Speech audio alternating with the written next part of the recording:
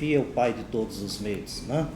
E, portanto, é absolutamente natural que as pessoas, diante da violência, né, que a gente fique com muito medo e que a gente procura a resposta mais imediata, a resposta mais, infelizmente, mais fácil, né? A mais difícil é sempre aquela que, até por uma questão da nossa mente, né, a solução mais difícil é aquela que geralmente o nosso cérebro e o nosso espírito descarta, né? Uma questão óbvia. Então é sobre isso que eu vou falar. Eu não sei muito bem o que nós vamos tirar aqui de conclusões sobre alguma coisa, mas um dos princípios da filosofia não é chegar a conclusões nenhuma. Eu não tenho nenhuma pretensão em dar resposta sobre coisa alguma, muito pelo contrário. A única pretensão verdadeira da filosofia é dizer que não existem respostas. E aí cada um que faça o seu caminho e que tire o proveito daquilo que a filosofia coloca para os homens e para a sociedade. Mas antes, já que estou falando de filosofia, a Carmela me colocou aqui numa saia curta, né? Como é que eu saí de gestão, e eu devo dizer que era gestão de informática, inclusive, portanto não era só uma gestão de empresas, mas eu tenho um largo currículo aí na informática, na área de tecnologia de sistemas de informação, que aliás eu acho que o direito deveria se preocupar um pouco mais com isso, né? Não só porque as novas tecnologias de informação, se é que elas já são novas, elas estão sempre se renovando, mas elas estão chegando, né, à área do direito, mas também mais dentro daquele tema que eu abordo hoje, também perceber que se por um lado essas tecnologias de informação não são ferramentas úteis, né, para fazer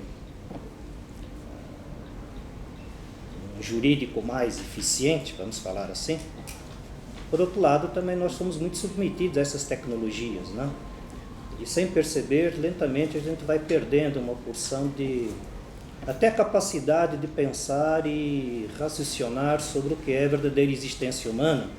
Tal é a facilidade da tecnologia, né? Mas eu vim dessa área. Eu, para quem não sabe, apenas como curiosidade, eu tive uma empresa de desenvolvimento de software, né? Tive uma empresa, fui sócio de uma empresa de desenvolvimento de software. E por que eu estou na filosofia e por que eu fui parar no direito? Eu, quando em 2001, meu filho tinha 7 anos de idade e eu já tinha uma filha que já não tinha visto crescer.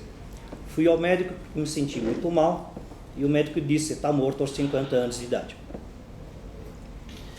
Então, eu fiquei com aquilo na cabeça e depois várias coisas foram acontecendo e eu decidi parar com essa área. E aí fui só dar aula. E quando eu fui só dar aula, por causa da minha formação de ciências sociais, as escolas começaram a pedir que eu desse aula de humanas, coisa que eu já não fazia há muitos anos, porque eu dava aula de informática. E aí eu comecei a estudar de novo. Por que eu fui para o direito? Assim, entrei no direito como uma oportunidade de dar aula de ciências sociais. A primeira aula que eu dei no direito foi de sociologia, na verdade. Depois eu fui dar aula numa escola, no direito, e um professor coordenador, que aqui faço mais uma vez a minha homenagem, o professor Marco Antônio, promotor, me chamou um dia e disse: você vai dar aula de filosofia do direito. E eu disse: você está louco, né? Porque você dá aula de antropologia e sociologia? Sim, professor, mas eu me formei em ciências sociais, outra coisa é filosofia. Além do que, sociologia e antropologia são ciências modernas, a filosofia tem mais de 2.500 anos, para começar pelo menos desde o século V a.C., sem falar dos pré-socráticos, isso para ficar na civilização ocidental. Além disso, para o direito, não é impossível falar sem filosofia, quer dizer, não dá para dar aula de direito sem falar de filosofia, né? E quantas vezes na filosofia nós somos obrigados a entrar dentro do âmbito jurídico, né? Então era completamente diferente, eu vou ter que me dedicar muito a isso. Só que foi mais ou menos assim: ou você faz, ou você faz, né? Eu, diante dessas alternativas e escolhas tão democráticas, né, eu decidi, até em nome da sobrevivência, não vou ser hipócrita, que quem só vive dar aula tem que aceitar aula, né? Tudo bem. Aí eu fui na FENAC, comprei um livro, não foi na Saraiva, lamento não. Já fiz a...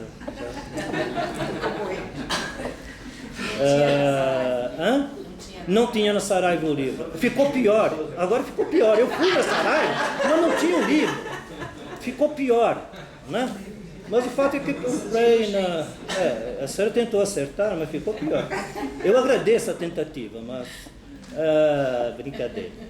E eu fui na FEDA, comprei um livro de filosofia, passei um mês estudando, que foi as férias, e comecei a dar aula de filosofia. E ao dar aula de filosofia para o direito, eu me identifiquei, gostei, e eu falei, eu vou fazer alguma coisa diferente nisso. Esta introduçãozinha que a Carmela me deu a oportunidade, para a qual eu não vim preparado, mas me possibilita de começar talvez com o nosso tema de hoje.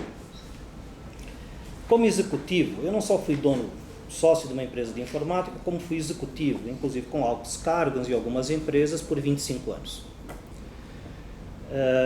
Chega uma hora que não é só um problema de saúde, e saúde mental também. Chega uma hora que você tem o dever e a obrigação de retribuir com algumas coisas, mas não seja porque no mundo empresarial, às vezes, você vê coisas que não gostaria, mas que não tem muito como fazer diferente, porque isto faz parte de um sistema. Não é culpa de empresa, não é culpa de empresário, não é culpa de empregado, não é culpa de ninguém. É culpa de um sistema, de um todo, né? O Manifesto do Partido Comunista, o Marx e o Engels escreveram, nós não temos nada contra as pessoas, nós temos um método e vamos explicar a sociedade por este método. Pessoas para nós não têm importância, né? Estou traduzindo com as minhas palavras. O que interessa é como os sistemas se alternam e como esse todo e essa visão sistêmica faz com que a gente se comporte de uma determinada forma, né? Eu acho que no direito hoje é um pouco assim. Então volto ao ponto que eu comecei, já entrando mais propriamente no nosso tema. Nós estamos exatamente nesse momento experimentando toda uma violência, né? E que para mim às vezes fico muito triste em ver isso, mas uma violência eu fiquei pensando, meu Deus, eu vou voltar ao ponto que vocês estão vendo que ainda estou com ele na minha cabeça, né? O que é que eu vou falar, né? Aí eu lembrei de duas coisas essa noite. A primeira, há muitos anos atrás, exatamente quando tinha a empresa de software, eu estava num prédio do escritório e depois eu descobri que não fui só eu que reparou nesta cena.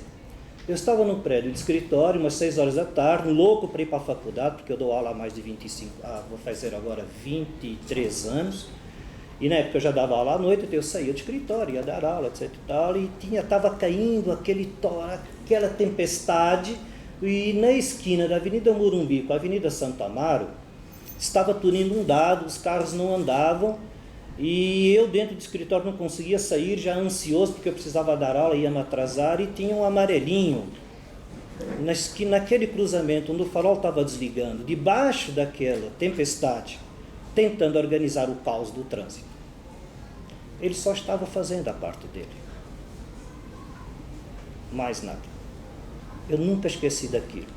Se cada um de nós desse a sua contribuição e levasse a sério o mais simples das suas responsabilidades, nós não estaríamos com talvez o caos e a violência que estamos aqui nessa cidade hoje. O que eu tentei fazer, não sei se eu fui claro, é, dentro do caos, aquele indivíduo queria fazer a diferença. E aí veio imediatamente a outra notícia, que é uma notícia também recente, no meio do caos. Esse juiz da Alterosa, se não me engano, que nesse momento decidiu apenas aplicar a lei de execução penal, ajudado pelo diretor da penitenciária, porque hoje o diretor de penitenciária, inclusive pelas últimas reformas aí, tem um poder enorme, né? Mas o fato, eu acho que aquele juiz não é juiz de direito, é juiz de execução penal, né? Não sei se vocês sabem o que eu estou falando, mas ele primeiro mandou os presos pintar a cidade, e agora inventou uma coisa muito louca, né? Os presos estão andando de bicicleta parada dentro da penitenciária, gerando energia para uma bateria que ele coloca depois na cidade e ilumina não sei quantas ruas com esse trabalho dos presos, o que está na lei de execução penal, e a cada 2 ou 3 dias, ou seja, a cada 16 horas de trabalho, é um dia a menos da pena, né? Dentro do caos, alguém acha que pode fazer a diferença. Por isso que, ainda que nesse momento aí fora esteja essa confusão toda, aqui agora, pelo menos, nós vamos ser um pouco diferentes. Ninguém está esquecendo a realidade. A filosofia não se propõe a esquecer realidade alguma, ela apenas se propõe a caminhar diante da realidade que, pelos vistos, passa século, entra século, a humanidade não conseguiu aprimorar.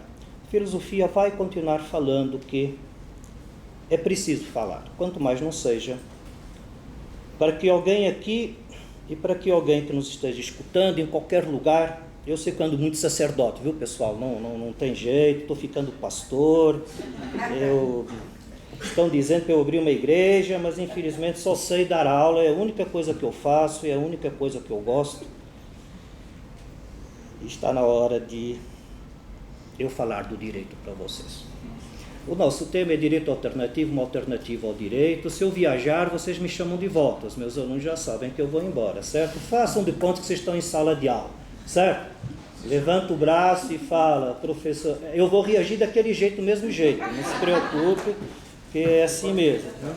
Não achem que vai ser diferente. Já? Porque nem comecei a falar. Sabe que todo mundo fala de direito alternativo, e eu queria, antes de mais nada, falar duas coisas. Direito alternativo hoje, para mim, não é um movimento. Depois, o Jornal da Carmela, esse é o artigo que está lá, e também o artigo que eu coloquei no blog. O direito alternativo não é movimento. Se em algum momento foi um movimento, é porque havia circunstâncias políticas específicas que, né, no meio da ditadura, que fez com que ele acabasse angariando aí alguma intenção política na época. Eu vejo o direito alternativo hoje não como um movimento político, qualquer tipo de associação. Não é isso, não é disso que eu quero falar, nem participo disso, eu não sei, na verdade, exatamente o que isso é. Eu sei o seguinte, que deve existir uma outra forma de trabalhar com o direito que seja uma forma alternativa ao direito estatal. É isso que eu chamo de direito alternativo. Nem acho que o direito alternativo hoje deveria levar essa peja de movimento, não me agrada isso. Exatamente porque isso pode trazer, né, ideias passadas para dentro deste conceito que eu estou apenas trabalhando filosoficamente, né? Então isso aqui não tem nada, na minha cabeça, nada de movimento, de associação, de coisa desse tipo. O que tem na minha cabeça é um conjunto de princípios e valores. E esses princípios e valores é que eu acabei aqui listando para vocês, porque eu fiquei pensando, eu falo que o direito alternativo são princípios, mas o fato é o seguinte, que princípios são estes, né? E ao ir alencar para mim mesmo esses princípios, eu acabei misturando aqui coisa de justiça restaurativa, abolicionismo penal, né? Ficou um pouco assim, política, uma determinada forma de ver política. Então, essa é a minha primeira observação.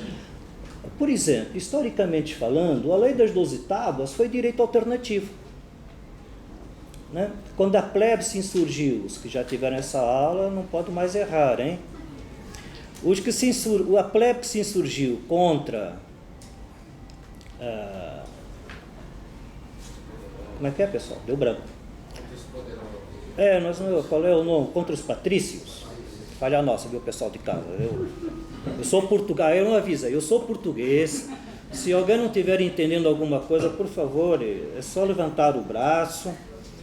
E às vezes precisa dar umas arrancadas para pegar aqui no tranco. Mas então, veja, a luta dos plebeus contra os patrícios, né, que gerou a lei das 12 tábuas, e todas as leis promulgadas pelo Império Romano logo em seguida, como a lei Hortência, a lei das Licínias e vai por aí afora, era direito alternativo, nesta é a minha concepção, né?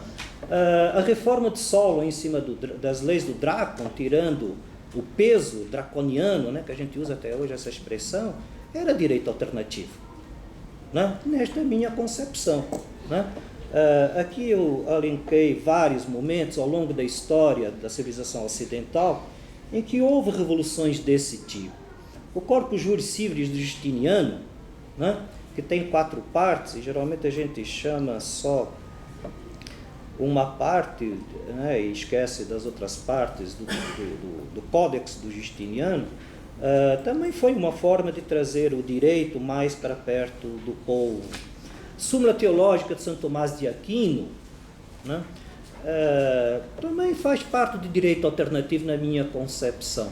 Esses dias eu vi uma reportagem, eu estava lendo alguma coisa, que o autor, estou quase chegando lá, calma, que o autor dizia o seguinte, sim, Michel Villey, no final daquele livro, que eu não vou lembrar agora o nome, porque eu não trouxe, mas no final daquele livro, Direitos Humanos, do Michel Villey, no final, ele coloca uma carta de alguém que passou uma carta para ele, e a carta dizia assim: você não vai explicar direitos humanos para os jovens hoje com a súmula teológica do Santo Tomás de Aquino.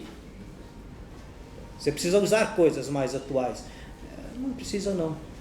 Como eu gostaria que apenas a súmula teológica do Santo Tomás de Aquino já fosse lida. É quase todo o direito que nós discutimos hoje. Diferença de direito natural, diferença de direito posto, as características da legitimidade do direito posto, com base em Aristóteles, que é a nossa grande orientação filosófica para o direito. Para mim hoje, eu estou muito como o meu filho fala lá na USP, na antiga, certo? A antiga é assim, na USP é assim, o pessoal escolhe o que quer, na hora que quer, para cursar o que quer. E aí depois vai lá e tenta fazer um projeto. Como não estudou a antiga, não consegue fazer projeto. Aí o professor vira para ele e fala, você tem que ler Aristóteles.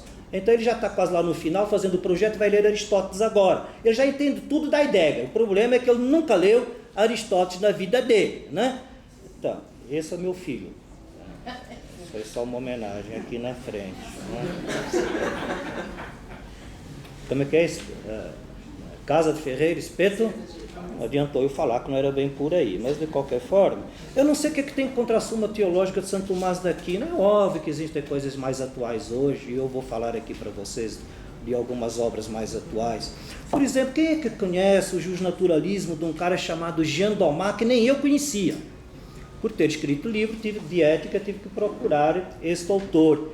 Esse rapaz aqui, com todo respeito, diz o seguinte: só o direito natural é legítimo, todo o direito posto é arbitrário. Como eu gostaria que os nossos governantes lembrassem que os direitos da pessoa humana estão na pessoa humana. E que se a cidadania que manda o Estado moderno, antes de mais nada, tem que respeitar os direitos da pessoa humana, porque é os direitos daquele cidadão. Não é o Estado que dá os direitos humanos, é os direitos humanos que, afinal, legitima tudo que vai ser feito pelo Estado e que, inclusive, controla, né? Toda vez que tem um grande genocídio, um grande problema, o pessoal lembra de direitos humanos. Mas, enquanto está tudo bem, ninguém lembra de direitos humanos. Eles só são lembrados quando já estão batendo na tua porta e já estão fazendo o que não deveriam fazer, inclusive com o sujeito de bem. Porque, geralmente, a sociedade acha que para o sujeito de mal, o Estado pode fazer do que quer. O problema é que, quando acabar todos os sujeitos do mal, vão começar a pegar os sujeitos do bem também, porque o Estado vai ter que continuar perpetuando o seu poder. Todo mundo conhece a parábola, que não é uma parábola, é uma verdade, daquele senhor que eu não vou lembrar agora, que ele fala no nazismo, né? Que ele fala, vieram no beco, né? E pegaram os homossexuais. E eu fiquei quieto. Eu não era homossexual, eu não tinha um homossexual na família. Depois vieram e pegaram os negros. Eu não era negro, não tinha ninguém negro, fiquei quieto. E depois vieram pegar os muito ricos. Eu não era rico, ninguém na família era rico, não era comigo.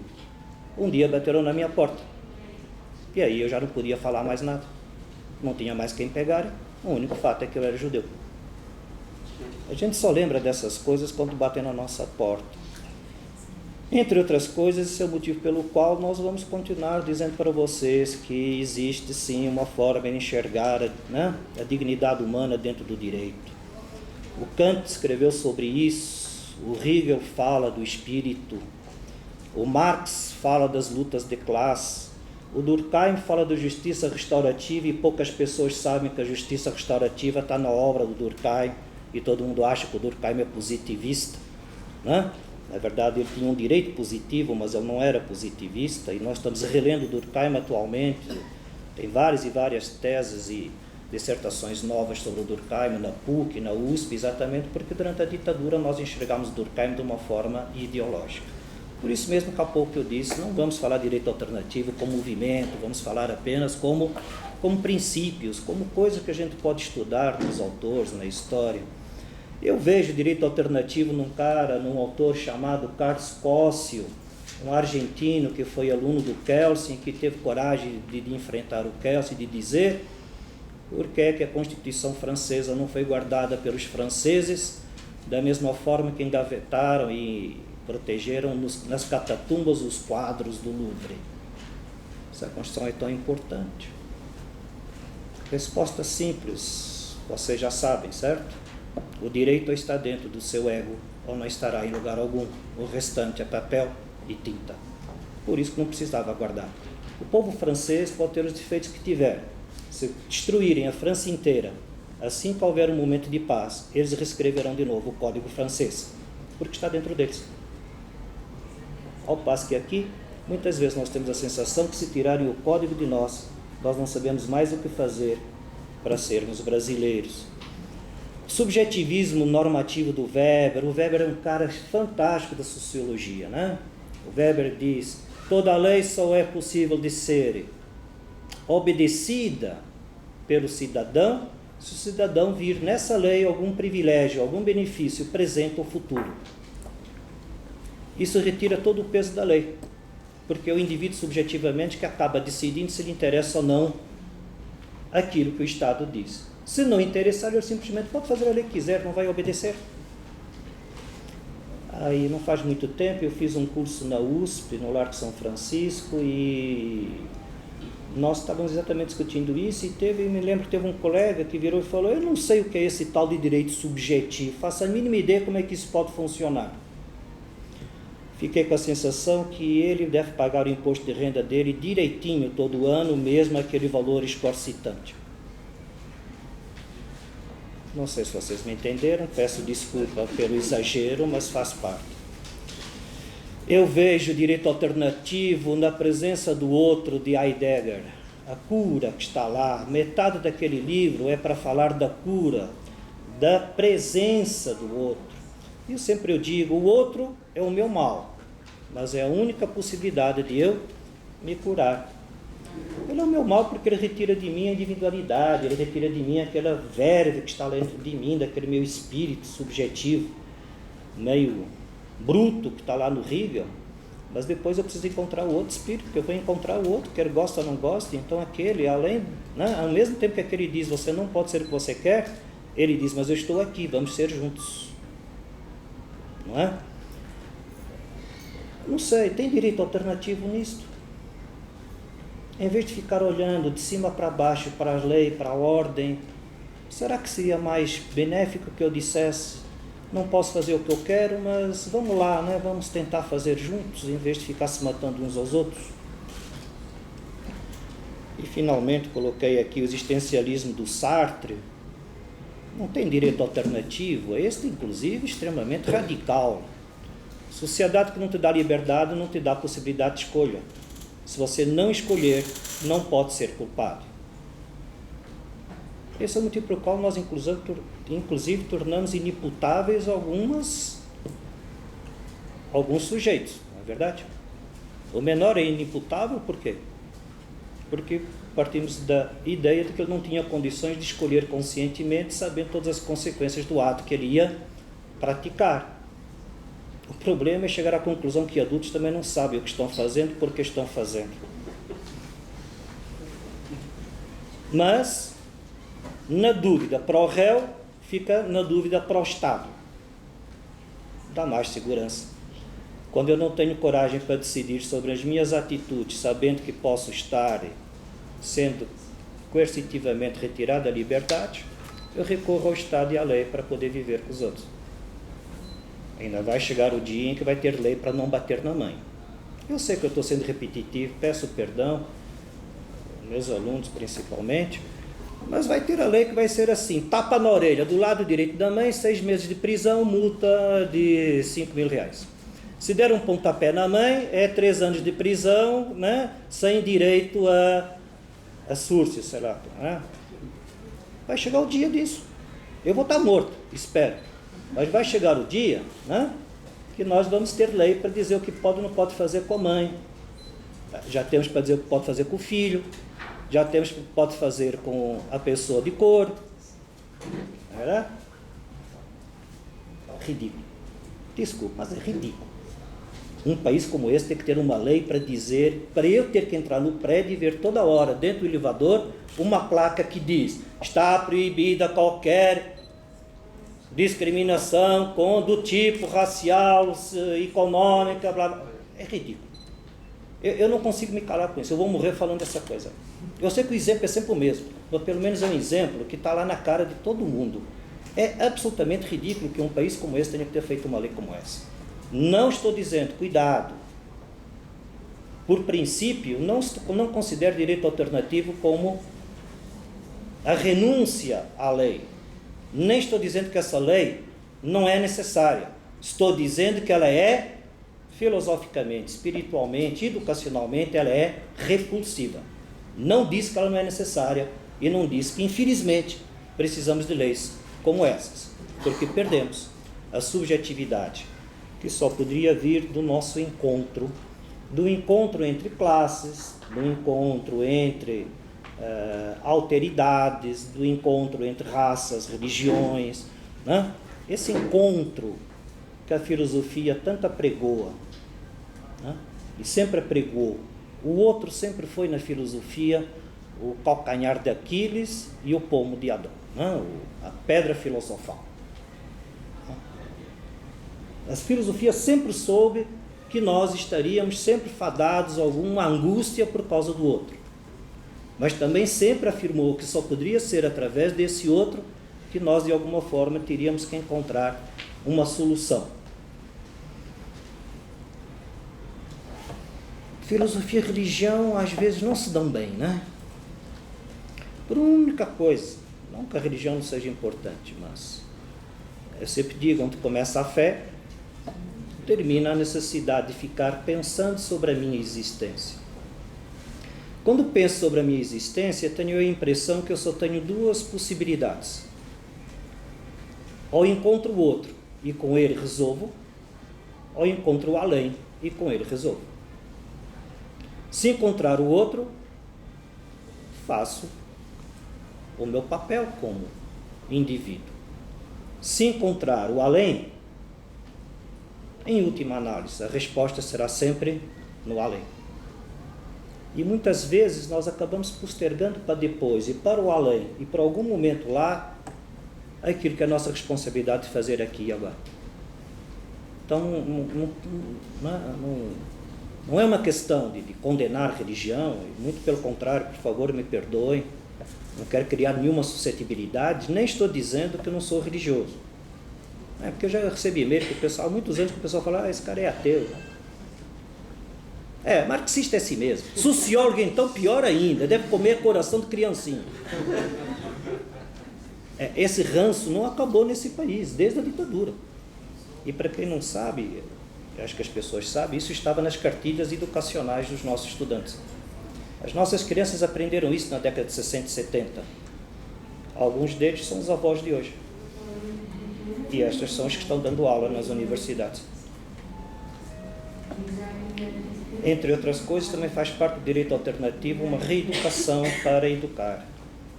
E ninguém é culpado por isso. Eu não estou culpando as pessoas que aprenderam que é A, B ou C. Eu tenho um pai de 81 anos em casa, que cada vez mais está mais frágil. E é uma lição permanente, às vezes até angustiante. Porque não é uma questão de choque de gerações, porque você contorna com respeito. O problema é o choque de valores mesmo. É um pouco mais, quer dizer, mas ao mesmo tempo, eu vejo o exemplo. Meu pai é um problema para mim hoje, mas é a minha cura. Porque é naquele enfrentamento com aquilo que às vezes eu falo e penso, meu Deus do céu. Então ele vê o Datena e ele começa, você viu? Você está vendo? Está pegando fogo e tal, eu não sei o quê. E é tudo que eu tento fugir, né? Tento fugir. E ele acha, tenho certeza, eu não falo, mas eu tenho certeza que que eu estou sendo descortês com ele, né? Que eu não estou dando atenção a ele. Ele mal sabe que eu já sei de tudo aquilo. Eu já escutei, eu já fiquei na faculdade, eu escutei, o aluno já entrou falando. Eu já fui lá, né? Tomar o nosso café antes das 6, que ninguém vai para a sala de aula. Já está no telão, a gente vai lá no boteco da esquina, já escutou. Está lá, o Datena está em tudo. Lembra da tecnologia da informação que eu falei há pouco? 6 horas da tarde. Pega uma rua que tem 20 bares, que é a mesma coisa que se estivessem todos juntos com um grande telão de 20 quilômetros de distância. Datena. Quando não está Datena, está aquele outro da Record, que é igual ao Datena. E o meu pai acha que eu chego em casa e que eu não estou sabendo o que está acontecendo. Mas nem que eu não quisesse, é impossível. Né? Mas por outro lado eu tenho que compreender, né? Eu tenho que falar, bem, essa é a diversão dele, né? Por que o meu pai dá tanta importância e acha isso tão importante para a vida dele? Foi a geração dele, foi a vida dele, né? Uma vida de ordem, de trabalho, de responsabilidade familiar, né? De uma responsabilidade patriarcal, de que se não cuidasse da mulher e a mulher trabalhasse, é porque ela precisava ir para a rua, porque ele não era homem suficiente para sustentar. A educação do meu pai e da minha mãe. Por que a minha mãe aceitava não trabalhar? Por causa disso. Porque sabia que o peso ia cair sobre ele. E também sabia que muitas vezes eu olhar para ela meio invertido. Eu sempre brinco, não sei se vocês estão me entendendo, acho que sim, né? Antigamente, mulher que trabalhasse era. Mulher hoje que não trabalha é. Que fica em casa enquanto o marido recebe o Ricardão, não é verdade? Antigamente ela saía para a vida, hoje ela fica em casa para receber a vida. A mulher não tem saída, né? Quem fez história comigo, né, vai ver que a mulher... Eu criei uma tese muito louca para tentar defender a mulher, não é verdade? Dizendo que, né, as alunas então elas ficam todas, né, que eu criei a tese de que toda a punição exacerbada sobre a mulher é para protegê-la. Não é isso? Não é porque o homem acha a mulher mais fraca, é porque ela é mais forte. Ela é que cuida da sociedade, ela reproduz a sociedade, ela educa, ela é amor. A prepotência do homem é não ter a humildade, não ter tido a humildade até então, espero que esteja mudando, mas olhe para a violência contra a mulher no país, para você ver o quanto aqui nós não conseguimos andar para frente com certas coisas, né? Mas o fato era a fraqueza do homem estava em impor à mulher punições piores. Na verdade era para protegê-la. Para protegê-la não ela enquanto mulher, proteger a sociedade humana, através dela a mulher, dizendo para ela, você vai ser punida pior, porque você não pode. Eu sei que é muito louco o que eu estou falando. Para as pessoas que estão escutando isso pela primeira vez, espero pelo menos que eu tenha conseguido explicar o que eu estou dizendo. Por favor, cuidado, eu não estou dizendo para aceitar isso e que estava certo. Certo? Não é isso que eu estou dizendo. Estou dizendo que na sociedade humana, nenhum valor, nenhuma estrutura, isso Lévi-Strauss deixou isso tão claro, nenhuma estrutura é criada na sociedade humana por acaso. Nenhuma. Eu procurei tentar entender por que em certos códigos, Código da Hammurabi, se vocês forem ler, vocês vão ver, os meus alunos estão aqui, não me deixam mentir, porque agora já leram, né? A mulher é extremamente maltratada, mas também coisas que a protegem, né? Coisa assim, ia falar tipo assim, mas não posso falar tipo assim. Coisa assim, nem sei se coisa assim é melhor, mas o marido que quiser se divorciar da mulher tem que ir em praça pública e gritar em bons, né? Gritar alto para todo mundo saber qual é o motivo pelo qual eu quero deixar a mulher.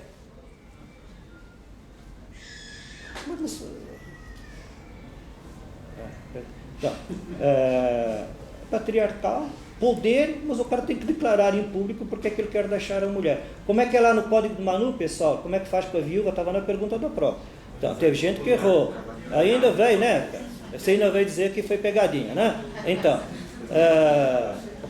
viúva ficou viúva, o irmão do marido tem que casar com ela. Se o irmão não tiver, né? Se o marido não tiver irmão, os filhos tomam conta se ela não casar de novo. Mas ela pode casar de novo. Mas ela só pode casar de novo com quem ela quer e não com o irmão do ex-marido, se não houver. A mulher não está sendo protegida. É obrigação do irmão do marido casar com a nora, é isso? Eu nunca sei essas coisas de parentesco. Enteada? Cunhada. É quase igual, viu, pessoal? Então, enteada, cunhada, nora, é tudo igual para mim, vocês viram, né? Como eu sou ligado em relações familiares, etc. Pronto, eu só dei esse exemplo só para tentar mostrar o que eu estava dizendo da tese que a mulher é punida para ser protegida. Até que chegou uma hora que ela cansou, né? Começou a tirar o sutiã na década de 60, depois veio a pílula, depois ela quis o aborto e fizemos uma sociedade melhor. Não sei, mas deveria ser. Se ela é esse amor todo, deveria fazer o mundo de uma forma diferente. Felizmente está fumando mais do que o homem, o câncer sobe mais na mulher e a AIDS no Brasil tem crescido muito mais nas mulheres do que nos homens. Esse é muito diferente feminino. Falei demais até aqui, mas só quis dizer o que é direito alternativo para mim. Eu não sei se eu estou conseguindo, sabe? Eu estou me sentindo muita vontade aqui, pessoal. Eu não sei, eu estou assim, no nirvana aqui, sabe? Porque os meus alunos vieram, né? Os meus colegas vieram pessoas aqui que eu nunca vi, que eu vou ficar para sempre assim, preocupado, né? Tem juiz aqui, pessoal. Eu estou tentando me controlar até agora, doutora meritíssima, mas é coisa complicada, né? E para mim direito alternativo é isso, era só isso que eu estava mostrando. Estou tentando tirar esse peso, né? E mostrar como pode ser muito simples nós usarmos um direito de uma forma diferente. Eu gostaria de enumerar aqui, pessoal, olha, não vai dar para eu falar, olha, tá vendo? Eu vou mostrar, porque como eu vou falar, vocês vão falar que eu não preparei. Eu preparei, olha, tá vendo? Eu juro que eu preparei. A questão é falar, viu, Carmela? A Carmela também não me deixa falar muito, porque nós temos um tempo aí. Mas então, eu vou passar a falar dos princípios que eu escrevi, tá bom? E aí no meio eu falo algumas coisas. Princípio 1. Aí eu vou ter que ler, pessoal, agora. São 20. Se não der tempo de todos, não vão embora, por favor, fiquem aí. Princípio 1. A filosofia produz conceitos. Esse eu decorei. A filosofia só produz conceitos. Quem vai pegar, aproveitar esses conceitos e transformar em verdades, paradigmas, dogmas, quem vai fazer isso é a sociedade coletivamente. Né? Quantos conceitos foram produzidos pela filosofia que se esqueceram? Quantos se esqueceu e se achou que não eram pertinentes à época e que não tinham validade e que são ressuscitados hoje? Né? E quantos nós demos validade a conceitos que foram aproveitados outrora e que nós já os descartamos por não serem mais compatíveis com as necessidades humanas atuais? Estou dizendo isso para dizer o seguinte: quando o filósofo produz um conceito, ele não está preocupado se está na direção ou não daquilo que a sociedade acha como importante ou não importante. Isso aí a sociedade decide depois. É quase que uma antifilosofia. Fazer filosofia é não fazer filosofia, na verdade. Mas é aquela não filosofia oficial. Então não tem que ter a preocupação.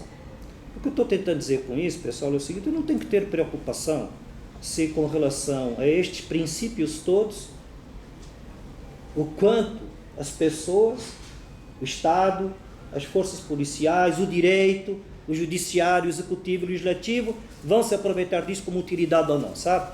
Eu estou preocupado em dizer algumas coisas. A sociedade, coletivamente, se um individualmente falar com o outro concordar e o outro concordar, etc., amanhã é capaz de virar alguma coisa interessante. Com certeza, uma das coisas que molda ou que transforma conceitos em paradigmas para a sociedade é a questão da utilidade que esse conceito vai ter. E aí o Rumi é imbatível, né? O Rumi falava que não tem diferença entre uma máxima moral ou uma máxima legal. O que importa é que tenha utilidade para a sociedade. O problema do Rumi é outro. O problema do Rumi, eu não gosto muito do Rumi, para ser verdadeiro, mas o problema do Rumi é que ele acha que a desigualdade é eterna. Ele acha que não adianta você lutar pela igualdade, porque os homens são desiguais naturalmente, e que se a igualdade em algum momento fosse conquistada, no momento seguinte a desigualdade já estaria dada, porque sempre vai ter gente mais inteligente que outra, mais esforçada que outra, e também com mais oportunidades do que outra. Claro que essa última parte ele não escreveu. Não sei se me faço compreender, mas se eu fosse apenas pelo Rumi com relação à desigualdade, a utilidade moral e da lei serviria apenas para enfrentar os problemas decorrentes da desigualdade eterna, mas não para resolvê-los. Portanto, um direito, um judiciário, porque o direito não é só judiciário, não é verdade? Só para deixar claro que eu não estou desconhecendo isto, né? Então me perdoem se no meu linguajar isso pode parecer a mesma coisa. Mas vamos falar do judiciário então? Um judiciário que desconheça a possibilidade de mitigar, e mais do que isso, de tentar resolver o problema de desigualdade entre os indivíduos, não pode exigir nem esperar que qualquer criança seja educada pelo pai da seguinte forma: não faça em público porque é feito. Mas a criança olha para o pai e vê o pai fazendo. Ou conversando com a mãe e dizendo que vai dar rasteira no colega do trabalho, porque senão eles não vão poder viajar para Miami. E aí a criança entra no meio e diz: mas eu quero ir para... como é que é lá? Para o Mickey lá. Eu quero ir para a Disney. Não, você irá, se der certo que o papai vai fazer lá no trabalho, você vai para a Disney também. Mas depois, quando a criança vai para a escola, o pai fica dizendo: meu filho, não joga papel na rua que é feio. Criança faz o que vê. Criança não faz o que você fala. Há muitos anos atrás, eu joguei uma bala, um papel de bala pela janela do meu carro. Atrás tinha uma criança, que era o meu filho. Levei um puxão de orelha. E eu disse: mas é só um papel de bala. E ele respondeu: é. De papel em papel de bala, vai estar tudo sujo. Criança não faz o que você fala. Ela faz o que você vê. Não. O judiciário tem que acreditar que tem que fazer diferença. O pessoal do direito que está aqui, os mais jovens para os quais eu me dirijo mais fraternamente, com todo um carinho, embora às vezes possa parecer que não. E eu sei que a minha fama como professor não é de um cara amoroso, mas também não faço a mínima questão que seja. Também é verdade, certo? Mas só quero que os senhores entendam que não vão fazer isso aqui para ser mais um, né? Não pode ser Rumi. Aceita o Rumi como utilidade às coisas. Ninguém vai fazer coisas que não têm utilidade, não é? Mas dizer que não é possível acabar com a desigualdade básica, principalmente a material, entre os indivíduos, só porque somos desiguais, é a mesma coisa que jogar novamente para Deus a responsabilidade das mazelas humanas que temos. Deixa ele quieto. Tem tanta coisa para ele cuidar. Eu acho que ele não cuida porque não deixamos. Ficamos falando um monte de coisa para ele, que coitado, só depende de nós. Não dá para ser pastor, né? Vocês viram que não dá para ser padre, pastor. Então. Princípio 2. Que alguma ação estatal é necessária nas sociedades de poder. Não vejo como eu falei há pouco, não dá para ele dizer que nós podemos agora viver num mundo sem leis, sem Estado. Não estou falando nada disso, certo? Direito alternativo para mim não é isso. E acho que nunca foi isso que se apregou no tal do movimento direito alternativo. O que sempre se disse com relação ao movimento real brasileiro foi: lei injusta não se aplica. E eu sempre costumo acrescentar, aliás, nem consegui entender como é que existe uma lei injusta. Que para mim é uma coisa estapafúrdia. Falei a palavra certa? Eu consegui. né? É uma coisa estapafúrdia, né? Quer dizer, imaginar que existe uma lei injusta. E, por favor, não me fica falando que injusto para um não é o justo para outro. Para com isso. Quer dizer que posso estuprar e posso dizer para mim é justo. Vamos parar com... Tem que ter limite. Agora alguém vai pensar, pô, esse cara né, sobre as máximas morais, né? Tradição, propriedade e família. Na verdade é o contrário. Tradição, família e propriedade. Longe de mim. Quem me conhece sabe que eu sou um porra louco, desgraçado. Não é nada disso, não. Agora, eu não preciso fazer filosofia para saber que tem bom senso, né? Nenhuma sociedade humana jamais aceitou o homicídio como natural. Eu não preciso fazer filosofia para isso. Por um simples aspecto, utilidade de novo. Se o homicídio for natural, nós não existiríamos, já teríamos matado uns aos outros. O Hobbes não tem razão. Essa ideia hobbesiana de que nós estamos em estado de guerra permanente e nos destruiríamos uns aos outros no estado de natureza, se eu tivesse razão, teria acontecido. Mas que quantos milhões de anos nós vivemos sem lei nenhuma? E sem governo, quando eu digo, centralizado. Nós estamos aqui. Mal, bem, trancos e barrancos, nós estamos aqui. Muito antes os homens sequer aprender a escrever, não sobreviveram? Ou será que a civilização é que trouxe as mazelas piores? Pense. Questão de lógica pura, simples, raciocínio puro. Quando não tinha nenhuma tecnologia e não tinha nada da parafernália para o desenvolvimento das coisas necessárias à sobrevivência humana, eles não se mataram. Mas se mataram e se agrediram, não foi suficiente para acabar conosco. E nós estamos acabando conosco com tudo isso. Quem é mais selvagem? Olhe para as sociedades primárias, que ainda algumas estão aí para mostrar para nós. Quem é o mais selvagem? Quem é o mais incivilizado? É aquele que usa toda a tecnologia que conseguiu produzir pelo engenho para destruir o próximo? Ou aquele que nunca quis saber de Estado e para a verdade de Estado e nem por isso deixou de fazer o seu tipo de justiça? Porque as pessoas pensam que na sociedade primária não tem criança educada sem levar reprimenda, que o cara mata quem quer. Se fosse assim, eles nunca existiriam. Quando chegaram aqui em 1500 não existiria ninguém. Tinha milhões, sem ter a palavra poder, sem ter a palavra rei, sem ter a palavra Deus.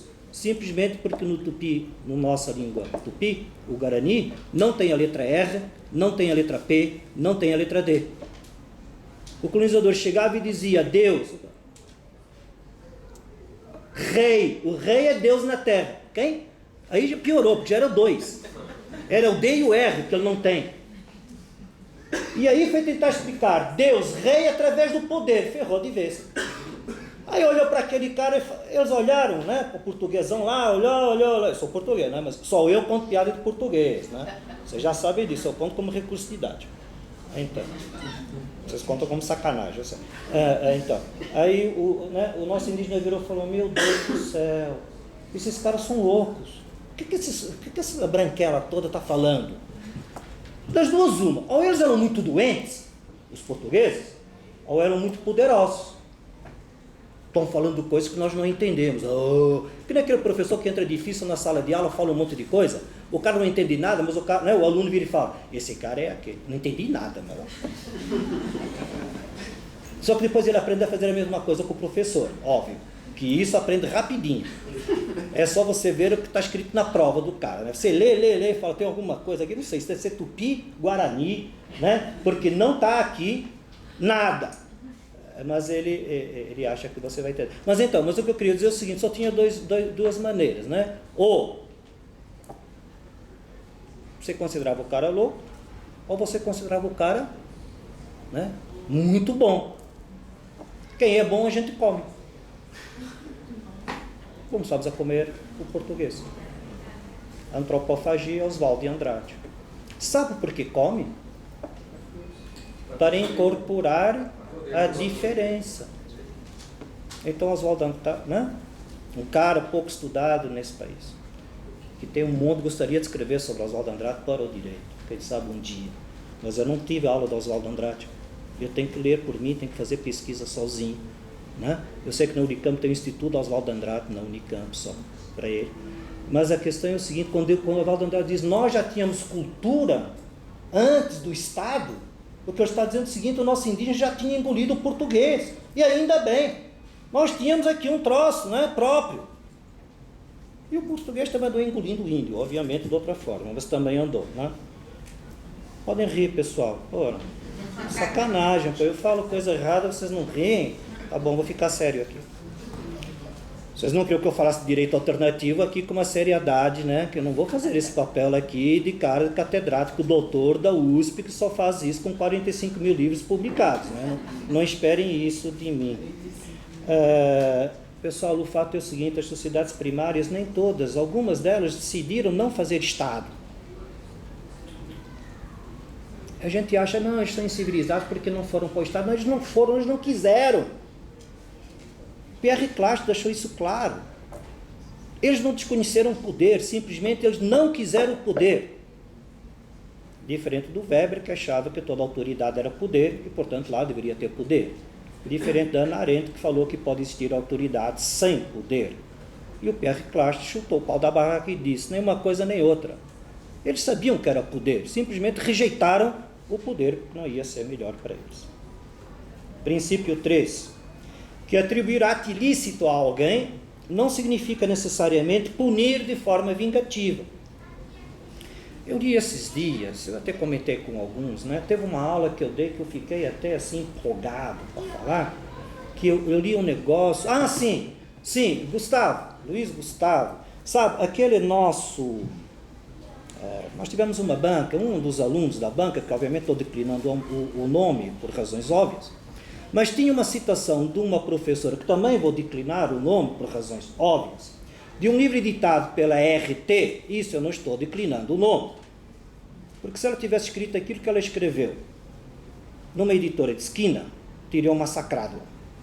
Mas como estava num livro da RT, provavelmente ninguém percebeu o que ela escreveu. E o rapaz simplesmente fez a citação. Mais ou menos assim. A lei de Talião, criada em 450 a.C., não sei, para os que não conhecem história, lamento dizer que a lei de Talião é muito anterior a 450 a.C. Quando eu acho que já tem um erro deste, vem o seguinte: criou a proporcionalidade da vingança.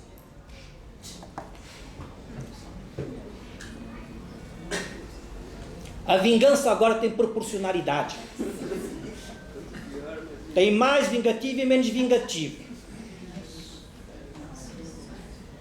Eu fico imaginando que não existe lei taliônica para vingança menos vingativa, que é o nosso caso que ela quer dizer. Então, nós não temos lei de talião hoje, porque as nossas leis são menos vingativas, mas são vingativas.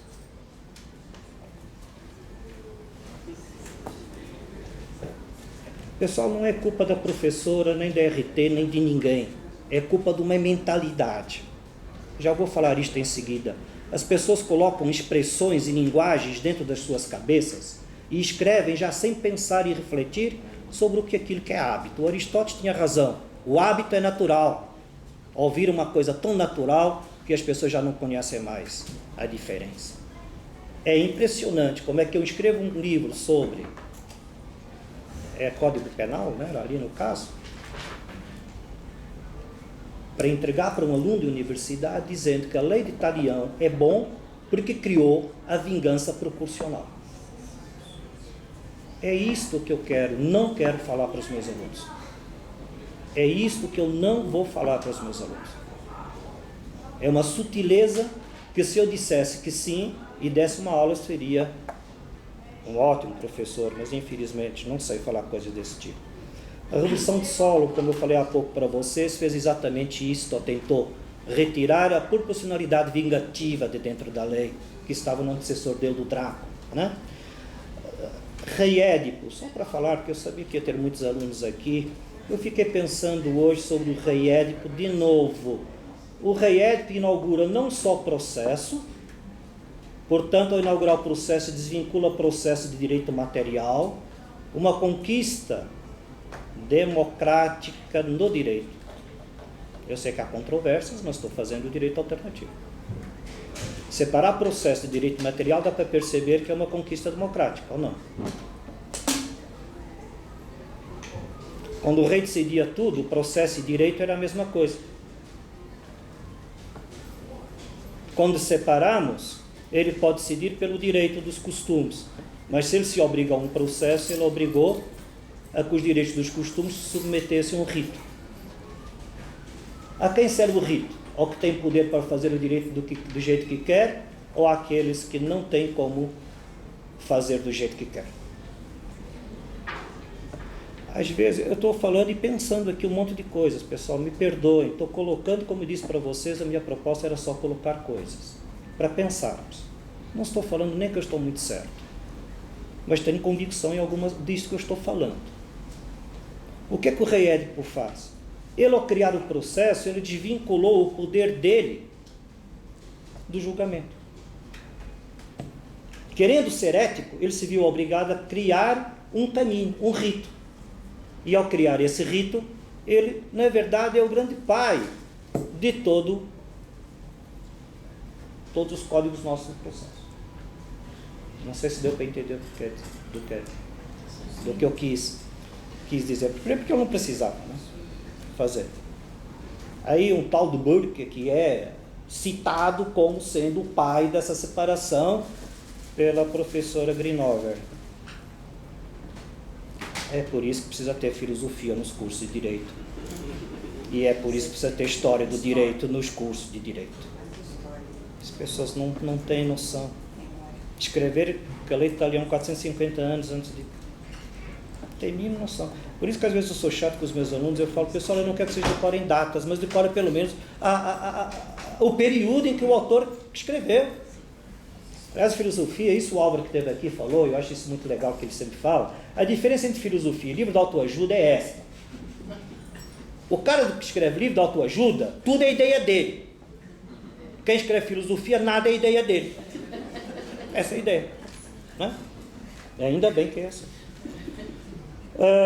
Eu vou andar um pouquinho mais e tal, porque eu ia contar aí o caso que está no meu livro de antropologia. Compra o meu livro de antropologia, por favor. Então, lá no final do livro de antropologia, tem lá, né, citações de 2 casos. Um da minha vida e experiência pessoal, que é o caso do Nambu Bico. Não é o que, Fernando, é Nemambo Bico. Brincadeira. E o outro é do lobo lá, do índio, que roubava cavalos. E os pajés todos lá se juntaram e decidiram puni-lo da seguinte forma. Já que você gosta tanto de cavalos e fica roubando os nossos cavalos, está aqui, meia dúzia de cavalos para você. Deram as melhores peles que tinha da tribo para ele, e todos os alimentos e as armas que ele precisava para sobreviver, e disseram para ele, você vai agora se alistar junto com os brancos, naquela época que já tinha um acordo entre aquela tribo e o governo americano e tal. Você vai trabalhar lá para os brancos, para nós não mais, mas está tudo aqui que você precisa para sobreviver. Sozinho você não vai conseguir, então é bom que você se aliste lá. Depois, daqui a uns anos, talvez você volte. Ele voltou muitos anos depois, a tribo não o aceitou. Não aceitou porque, essa é aquela parábola que eu sempre falo, você é conhecido pelas pegadas que você deixou para trás. Não esquece mais. Mas não o massacrou, não se vingou dele. É isso que eu queria colocar, né? O índio homossexual que está no meu livro de sociologia, viu, pessoal? Compra o livro de sociologia, por favor.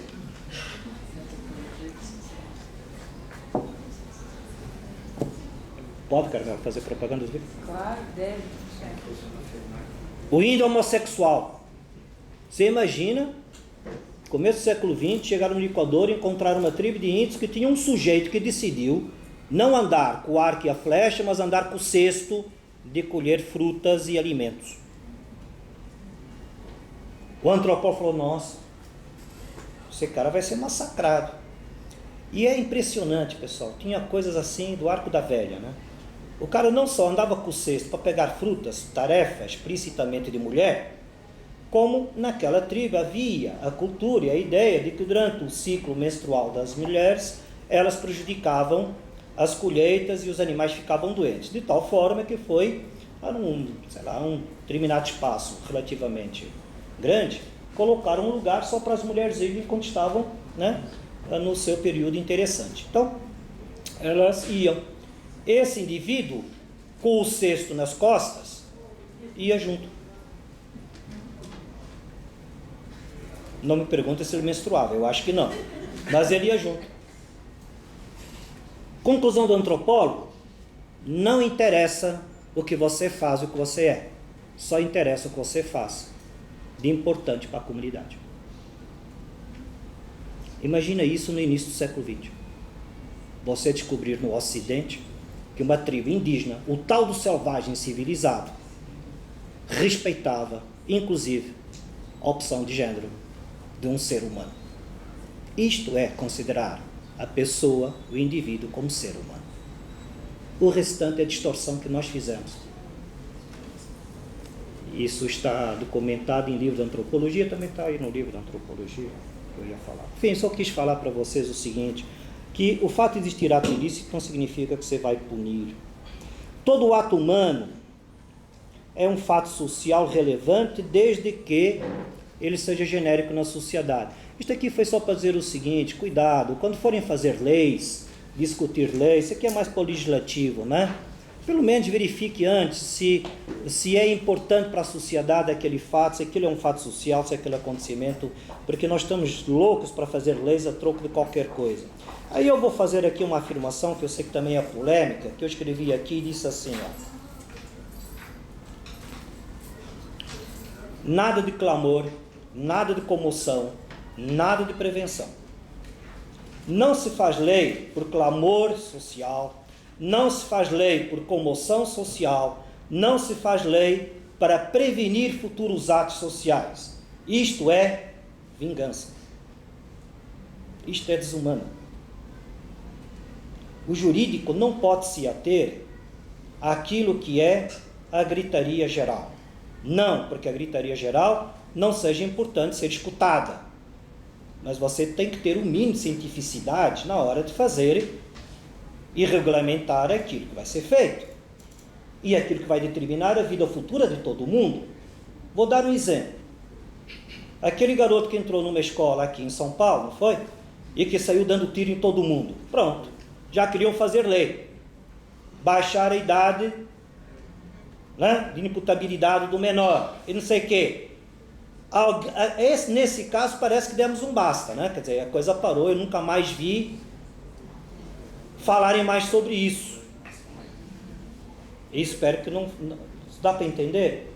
Pessoal, é o seguinte, isso é o Weber que diz: você documentou, transformou em real. Qual é a grande passagem do homem pré-histórico para o homem histórico? Quando ele passou a escrever. Estou fazendo escrever assim, né?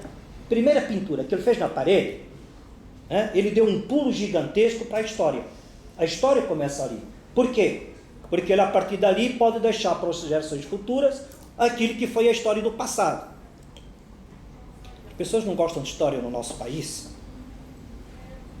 E o Estado adora que a gente não gosta.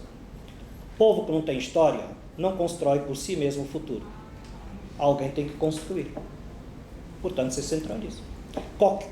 Uma das primeiras atitudes que qualquer sistema autoritário faz é queimar livro, fechar biblioteca, proibir cursos dentro da universidade, entrar dentro da universidade. Este é o motivo pelo qual, me perdoem, mas não somos a favor. Eu falo somos porque pensei aqui eu e outra pessoa aqui na minha frente. Mas é o seguinte, é só princípio, pessoal. Não pode entrar em universidade. Não pode. Não pode por uma única questão, aquele é lugar de produção de conhecimento. Porque a primeira coisa que o regime fascista faz é proibir curso e entrar dentro de escola.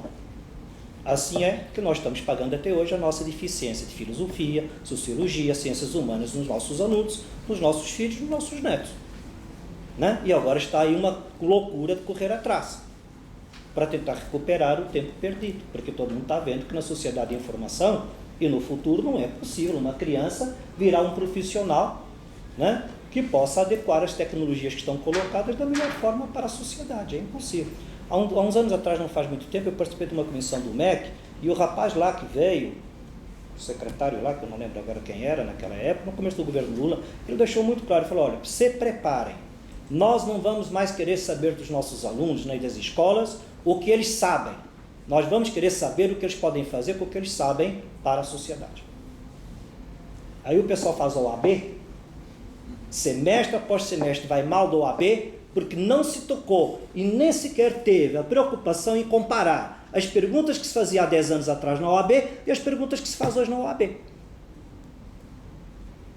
Agora, alguém tem que falar para vocês mais jovens que a OAB é isto hoje, e que vai mudar, e vai mudar mais. E pelo que eu acho, cada vez vai aumentar mais o problema da aprovação. Como vocês viram, não é verdade, Carmel? Filosofia vai fazer parte da OAB, hermenêutica, história. E agora tem aluno procurando, dizendo, o senhor não vai dar aula de novo, filosofia para nós? Não.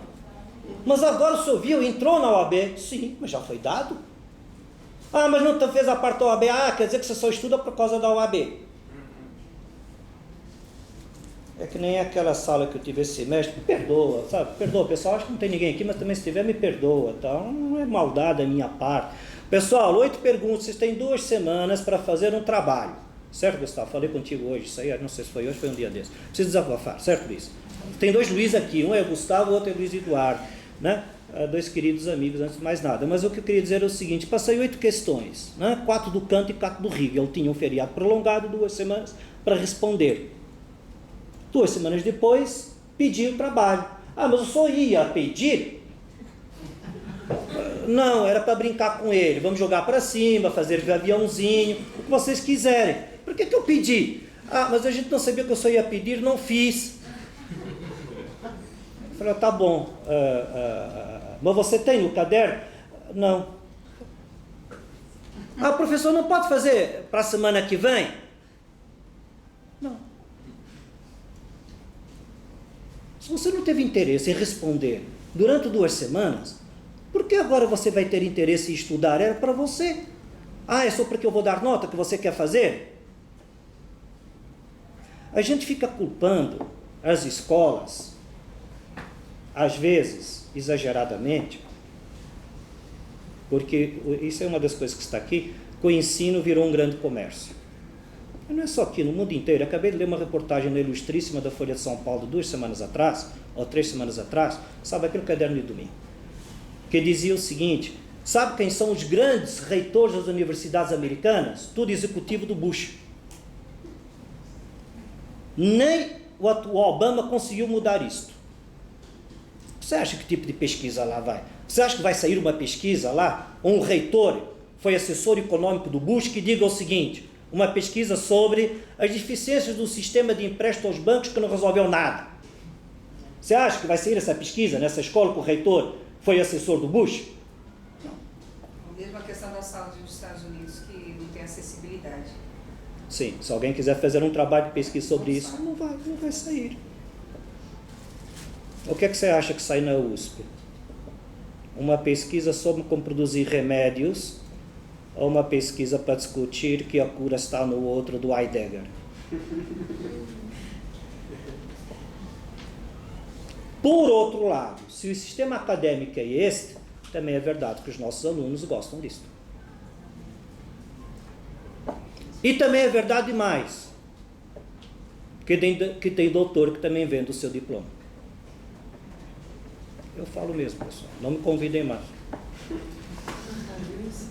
Eu que não me convidei, né? Mas essa é a verdade. Então quem é culpado? Todos.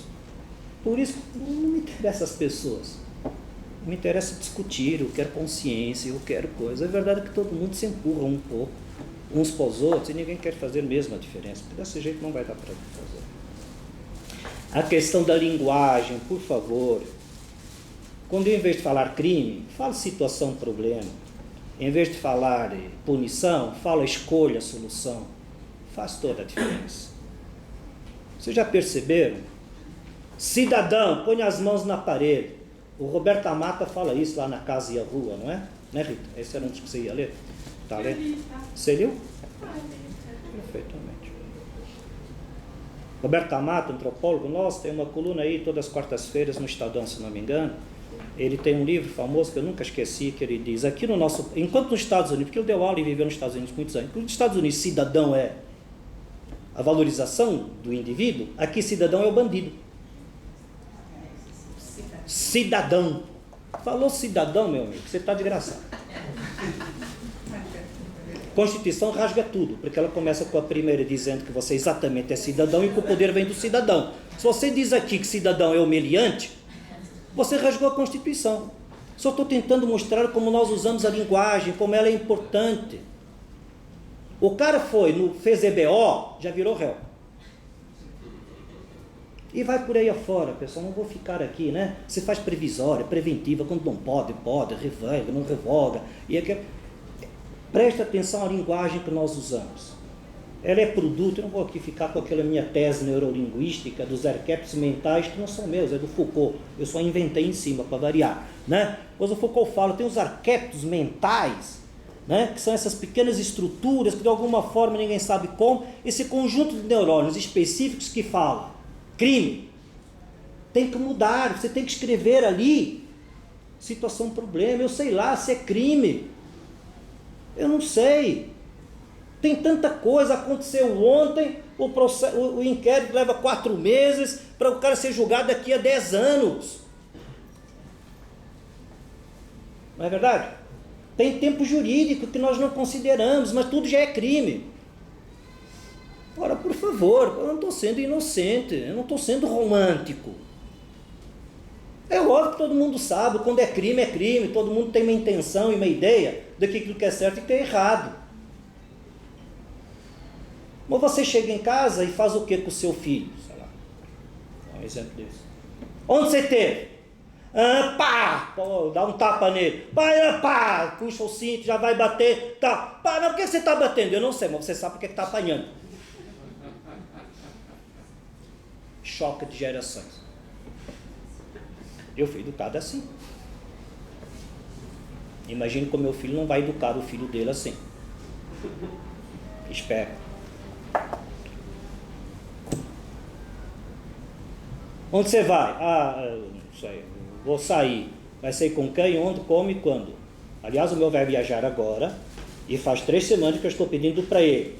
Com quem, onde, endereço, telefone celular, tudo.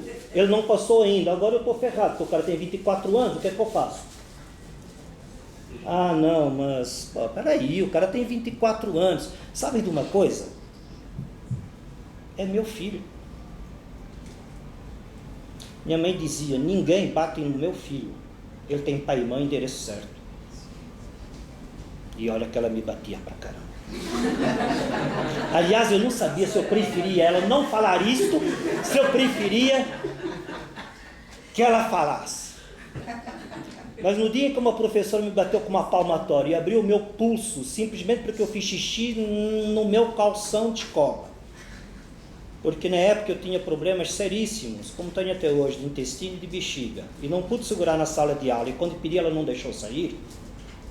Cheguei em casa com o braço sangrando, e ela foi na escola e disse, quem bate no meu filho sou eu, e disseram, nunca mais põe as mãos em cima dele. E naquele dia à noite, quando meu pai chegou, nós tivemos que sair daquela casa, para dormirmos num lugar abandonado, no meio da praia, porque nós vivíamos num sistema fascista.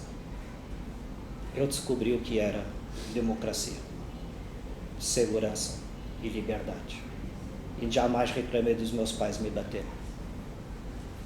Eu sabia que podiam estar errados, mas não estavam no princípio.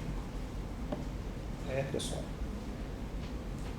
Eu sei que a nossa vida molda as coisas que nós enxergamos o mundo. Às vezes levamos uma vida inteira para dar valor a coisas pequenas que inclusive as esquecemos. Eu sou o cara mais esdrúxulo que existe, porque eu não tenho nada para defender democracia, liberdade e direito alternativo. Nasci em Portugal, num regime fascista, e meus pais eram salazaristas, mas não eram burros. E apesar da pouca instrução, nunca disseram ao filho deles, você está errado. Só diziam, leia, e eu não sei bem. E quando a minha mãe lia, eu dizia, qual é a solução? Ela dizia, leia. Pô, mamãe, porra, você já sabe, você já leu, leia. Aí eu voltava e discutia com ela falava, pode ser, pode não ser e tal. Principalmente a Agatha Christie. Ela adorava a Agatha Christie. O Wittgenstein dizia, tudo que a linguagem não expressar não existe. Quantas coisas nós criamos, expressões jurídicas, e não sabemos a verdade o que elas significam. Mas sabe o que o Wittgenstein, eu acho pessoalmente que ele queria dizer? Se existem coisas que a linguagem não pode expressar, e na verdade para o Wittgenstein poucas coisas a linguagem podia expressar, tudo tem que ser negociado. Não existe verdade. Contraditório não é isso? E ainda assim há que ter o cuidado das linguagens que estão sendo usadas no direito para ver se elas não nos induzem para verdades que, na verdade, têm que ser permanentemente discutidas e negociadas. Diante da imprecisão, conversemos. Com relação ao processo, já falei para vocês, acho uma conquista democrática separar processo e valorizar processo. Às vezes até mais que o próprio direito material. Para aquele que precisa de justiça, ele precisa ter um mínimo de segurança, não é segurança jurídica, não. É a segurança de que ele será considerado como um igual dentro do processo. Isto não significa que ele deverá ser considerado com os mesmos bens materiais do outro ou com o mesmo poder social do outro. Significa que exatamente o processo dá a este indivíduo menos favorecido, socialmente, o mesmo ritual para que ele se possa defender. E para não dizerem que eu estou sendo romântico, né? É óbvio, né, como diz um tal do Mathiesen, né, um dos autores que estão escrevendo sobre abolicionismo penal, é óbvio que o grande problema continua sendo que essa desigualdade entre classes acaba, né, se repercutindo no legislativo. E, portanto, ao fazer as leis, e inclusive o processo penal, eu falo muito penal como exemplo, mas ao se fazer as leis, ao se fazer o processo, né, os códigos do processo, é óbvio que a divergência de classes vai continuar permanecendo. O que eu quero dizer é o seguinte, quando se fizer processo, e já que eu estou defendendo tanto o processo como, né, equidistância possível entre aqueles que têm mais e menos poder, é óbvio que o legislador deveria ter muito cuidado aqui, neste caso, em fazer leis processuais que fossem de fácil compreensão, de fácil acesso. Então não adianta nada eu estar dizendo aqui que valoriza o processo porque ele dá uma equidistância e uma igualdade, e depois ele faz lá um rito de processo que só pode pagar quem tiver dinheiro. É óbvio, eu não estou dizendo isso, não é? Mas estou dizendo que é uma preocupação que se faça esse rito de tal forma que seja absolutamente acessível a todos. O quanto